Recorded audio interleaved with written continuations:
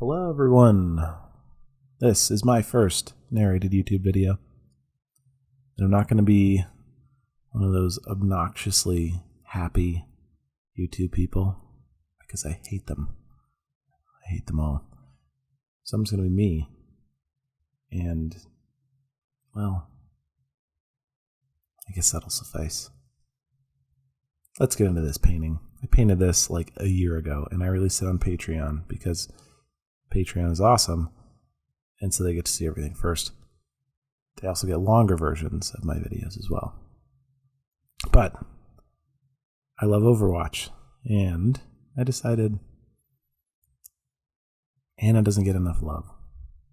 Now, I'm a terrible, terrible Overwatch player, and she's far too difficult for me to even attempt to play without getting laughed out of any game, but she's super cool. And this costume is super cool.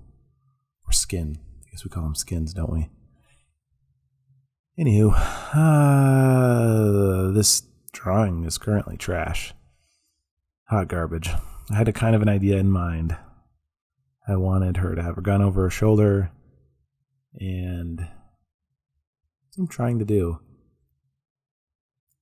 There we go.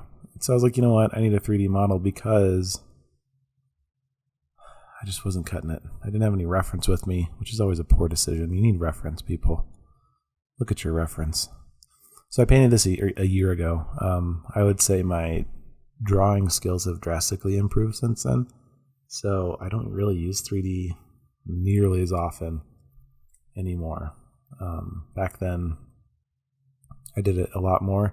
I got in the habit of it while I was working in video games because you have, basically 2 days, about 12 to 15 hours to do a finished painting, which is, pretty much nuts. So you use 3D and you use every trick you can to get an accurate quality drawing fast.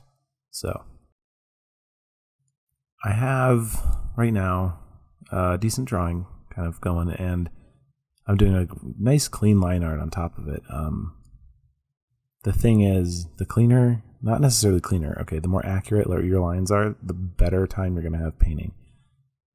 If you can figure out all your problems in your drawing, then when you get to the painting stage, it's gravy. Like, you don't have to worry, right? Like, the biggest thing is, like, do you really want to paint something that's this technical, and then look at all these little, all these little clips and buttons and stuff. Do you want to go back and, like, have to repaint that? No, you want to draw it correctly, get the information in there, and then once that's good, painting goes really smoothly.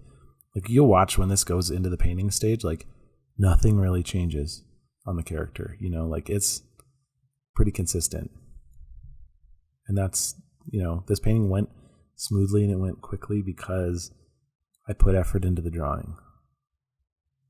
So even if you feel like you're sitting there like, man, I don't want to worry about drawing this hand right now. I'll just figure it out when I paint it. Well, it's going to be trash when you paint it. More than likely. I mean, there's always exceptions, right? But let's be real. We want to do as much art as we possibly can. As, get it done and move on to the next painting. You want quality stuff. You don't want to just be like, this hand sucks, but I guess it'll do. Right? So that's my spiel. Anyway, I dropped in some flats on my main character, threw in another layer on the back. And the backgrounds I tend to do on like a flat layer, and I just kind of blast them and go for it. And I knew this whole time that this background was going to be blurry and kind of not the focus of the image. I wanted something that looked reminiscent of one of the Overwatch maps and looked good, but I didn't want it to be like a feature necessarily, so I'm gonna end up blurring it out and like putting rain all over it and stuff. And the main focus is the character, so that's why I spent a lot more effort on the character, because you want your higher concentration of detail on the character, on the whatever your focal point is, I guess. So I really like the colors in this painting too. A lot of really bright, warm lighting. And rain is always cool. Who doesn't love painting rain scenes?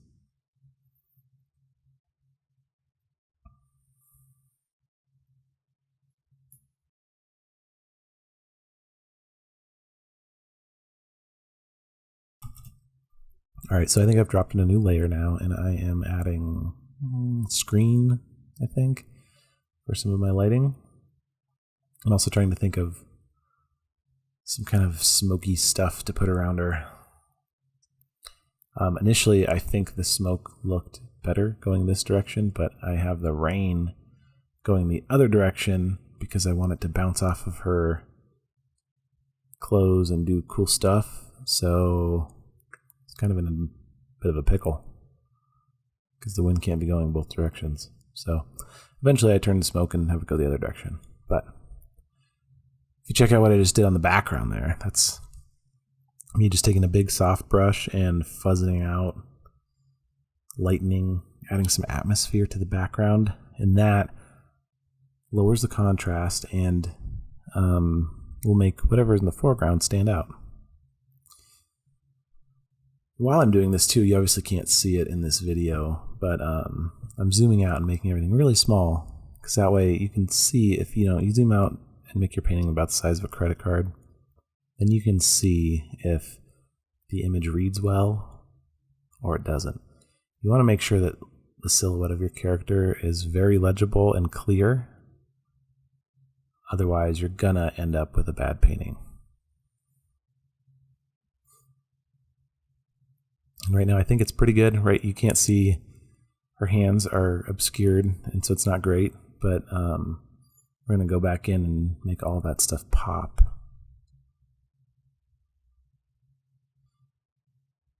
So once I've added in kind of a general lighting, I tend to take all of my layers, including my flats and my lines, and just flatten them, smash them all together. And then I just paint over the top of it. I've been using Procreate now for a few years, and I used to use a lot of layers, but anymore I've found that I don't need it. And it just gets in the way of me creating stuff and slows me down. So, with Procreate you have like a layer limit, right? And I paint pretty large, so I usually only get like 15 layers or something. So it forced me to start merging stuff down, and now I actually prefer it. So I think it's actually made me a better painter because of that. So yeah, I'm going in, I just got a hard brush, and I knew when I hit this point, I was like, I want to keep some of the stuff feeling, I want to be able to see brush marks and like scratchy lines and stuff. I don't want it to be perfectly rendered and smooth. So there's a few spots where I intentionally left that look because I didn't want it all to be just, cleanly rendered, because I don't think that's as interesting.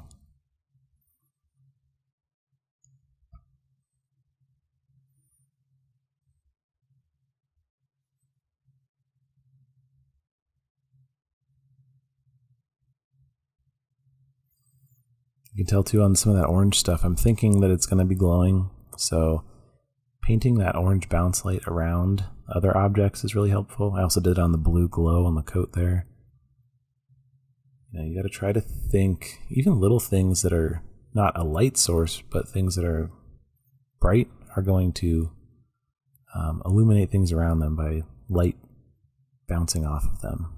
So another thing to do is within your shadow layers, if you just kind of, while you're painting, adjust the hue slightly left and right, and pick sort of grayish tones to do that, not like really saturated hues, but if you kind of vary that around while you're painting, you'll get something that looks a lot more realistic. It's a small little trick that's super helpful. Yes, I mean, the rest of this, I'm pretty much just like kind of detailing little bits and going through, not doing anything too crazy, just painting on top of the base that I made. Getting that base done, that's the most important part, I'm trying to think about a little bit of that rim light coming from the background, helping her silhouette pop. And the glow on the inside of the coat also helps the arm read a little bit better.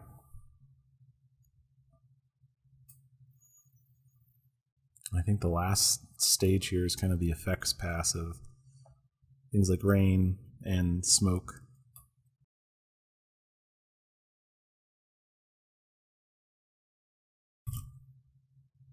Oh, and adding the glow. Who doesn't love to add glow? And so I save it till the end. It's the It's the icing on the cake. And so one thing too, if you notice in rain, like rain is when it's backlit behind something bright, it stands out a lot. So I was messing with, the glowy areas having more visible like raindrops streaking through them. I think it helps to kind of sell the effect a little bit. And a lot of people ask me like, man, did you paint all that rain? I'm like, yeah, it's not really. Like when you really break it down, there's not much there.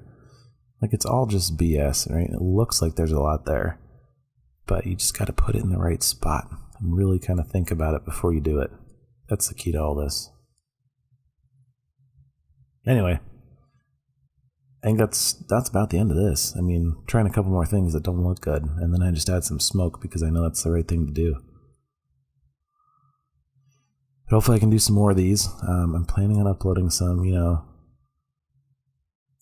I'm going to, hopefully do this more often. So, subscribe to this stuff and I'll keep doing it. And also check out my Patreon. Thanks, guys.